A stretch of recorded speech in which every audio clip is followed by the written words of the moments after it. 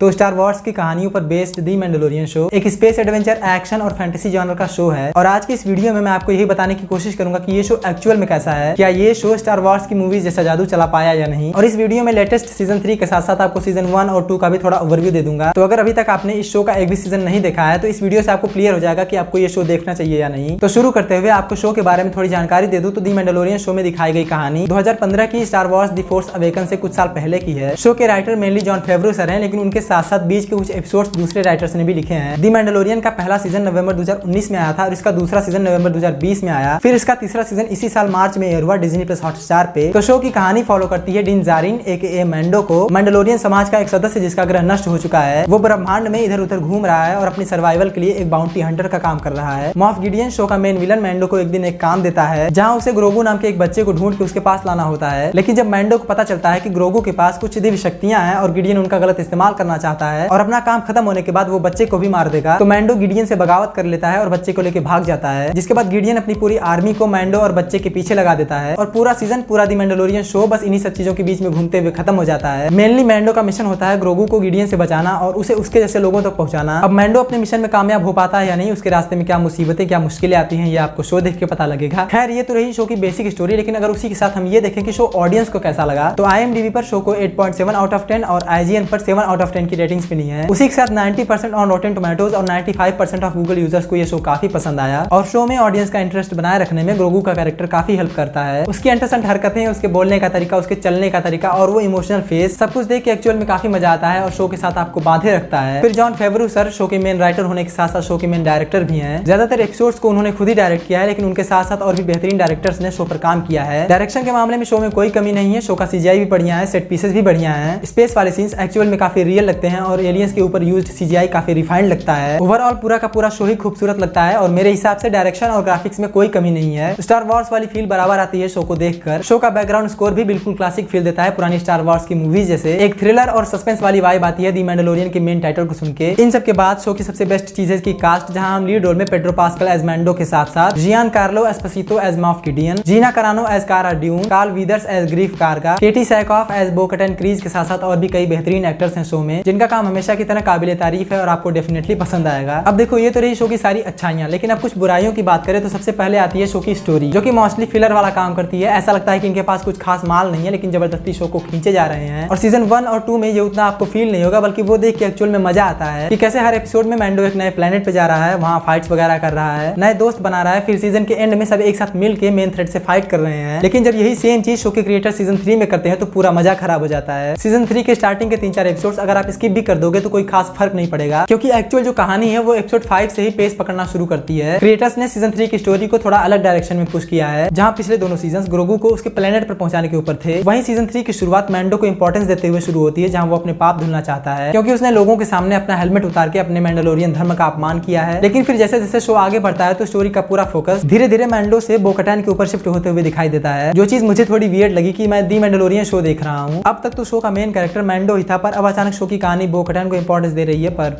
क्यों? खैर, सीजन के एंड में एक अच्छा सा क्लाइमैक्स बैटल देख के दिल को सुकून मिलता है और मुझे खुशी है कि यहाँ सूर्यवंशी जैसा हाल नहीं हुआ। उसके बाद एक और चीज जो मुझे थोड़ी पसंद नहीं आई वो था मॉफ गिडियन को रगड़ना। सीजन 1 के एंड में हमें लगा कि गिडियन मर गया, फिर पता चला कि नहीं, वो जिंदा है। सीजन 2 में फिर से लगा कि वो मर गया, लेकिन सीजन 3 में उसको फिर से जिंदा कर दिए। तो आगे अगर मैंडलोरियन के और भी सीजन आए और गिडियन फिर से जिंदा हो जाए तो मुझे कोई हैरानी नहीं होगी। ये सीजन 4-5 एपिसोड तक अपने मेन थ्रेड को रिवील ही नहीं करता, जिसे देखकर ऐसा लगता है कि कोई नया विलन आएगा, पर मॉफ गिडियन। उसके बाद अगर आपको एस्ट्रोनॉमी में जरा भी इंटरेस्ट है तो आपको शो की कई चीजें थोड़ी स्टूपिड लगेंगी। I mean, हर प्लेनेट पर ग्रेविटी, एटमॉस्फेयर और टाइम डिफरेंट हो सकता है, जिसका असर ट्रेवलर की बॉडी पर पड़ना चाहिए, पर ऐसा कुछ नहीं होता, बल्कि उन्हें कोई भी प्रॉब्लम नहीं होती। ऐसा लगता है कि वो बचपन से वही रह रहे हैं। खैर, यही तो सिनेमा है, अगर मजा आ रहा है तो सारी कमियों को इग्नोर किया जा सकता है। तो अंततः अगर इस वीडियो को कंक्लूड करके आपको फाइनल आंसर दूं तो सीजन 1 और 2 डेफिनेटली देखने लायक है, पर सीजन 3 की मैं गारंटी नहीं दे सकता कि आपको पसंद आएगा या नहीं। मैं पर्सनली बोर हो गया था सीजन 3 के स्टार्टिंग के 4-5 एपिसोड देख के। किसी एपिसोड का रन टाइम 1 घंटे तो किसी एपिसोड का रन टाइम सिर्फ 30 ही मिनट है, जिसे देखकर लगता है कि शो के क्रिएटर्स किसी तरह बस 8 एपिसोड्स पूरा करना चाहते हैं। अगर आपके पास टाइम कम है तो सीजन 3 के लास्ट 3-4 एपिसोड देखो और आगे बढ़ जाओ जिंदगी में, लेकिन चैनल को सब्सक्राइब किए बिना आगे मत बढ़ना प्लीज। वीडियो में कोई कमी लगी हो या कोई सजेशन हो तो नीचे कमेंट करके जरूर बताना, मैं सुधारने की पूरी कोशिश करूंगा। माइकल बी जॉर्डन की क्रीड 3 मूवी का रिव्यू ये रहा। लाइक कर देना, शेयर कर देना और मैं मिलता हूं आपसे नेक्स्ट वीडियो में। तब तक के लिए tata, bye bye, take care.